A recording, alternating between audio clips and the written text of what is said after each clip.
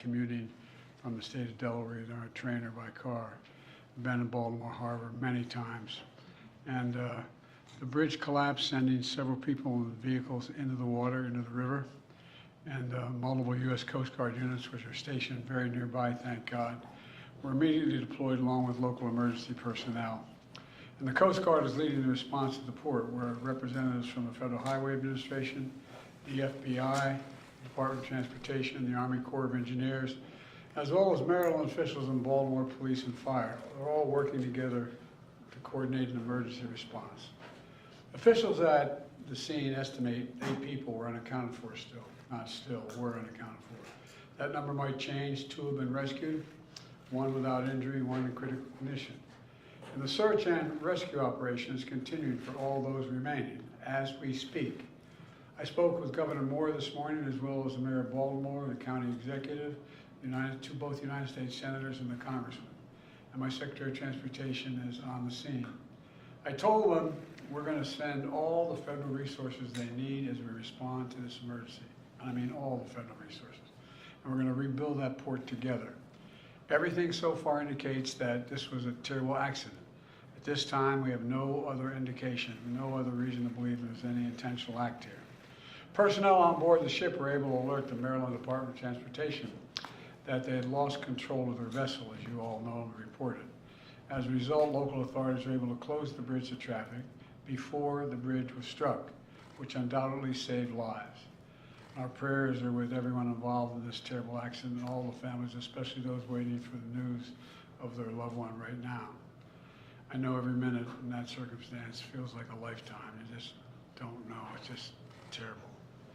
We're incredibly grateful for the brave rescuers who immediately rushed to the scene, and to the people of Baltimore. I want to say we're with you. We're going to stay with you as long as it takes. And like the governor said, you're Maryland tough, you're Baltimore strong, and we're going to get through this together. And I promise we're not leaving. Here's what's happening now.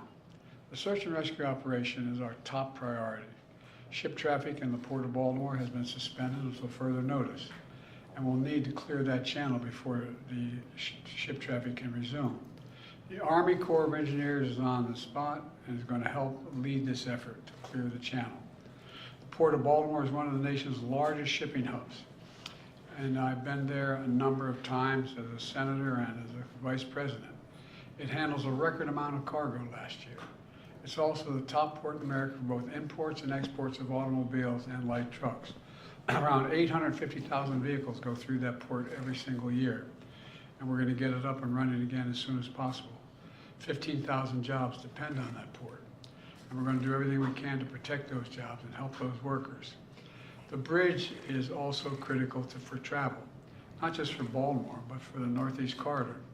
Over 30,000 vehicles cross the Francis Scott Key Bridge on a daily basis. It's virtually, it's one of the most important elements for the economy in the Northeast and the quality of life. My transportation secretary is there now. As I told Governor Moore, I've directed my team to move heaven and earth to reopen the port and rebuild the bridge as soon as humanly possible. And we're going to work hand in hand with the support of Maryland to support Maryland whatever they ask for. We're going to work with our partners in Congress to make sure the state gets the support it needs. It's my intention that the federal government will pay for the entire cost of reconstructing that bridge, and I expect the Congress to support my effort. This is going to take some time. The people of Baltimore can count on us, though, to stick with them at every step of the way until the port is reopened and the bridge is rebuilt. You know, we're not leaving until this job gets done. Not leaving until then. So I just want to say God bless everybody who got everyone harmed this morning and their families.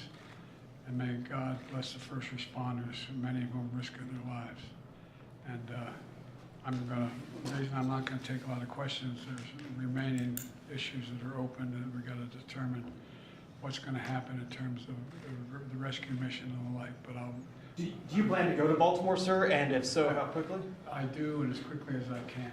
You said the federal government's also going to pay for the repairs. I'm just curious, this was a ship that appears to be at fault. Is there any reason to believe that the company behind the ship should be held responsible? And then also, you mentioned... That could be, but we're not going to wait for that to happen. We're going to pay for it to get the bridge rebuilt and opened. What did you make of Mr. Israel's President. decision not to attend this meeting this week? Oh, I don't want to get into that. Regarding Plenty of Rockwell. time to talk about Roosevelt. You mentioned the port. Mr. The President, port. not Can I ask about the cars? port. About the port. Thanks for everyone. Thanks everyone. All right, thanks everyone.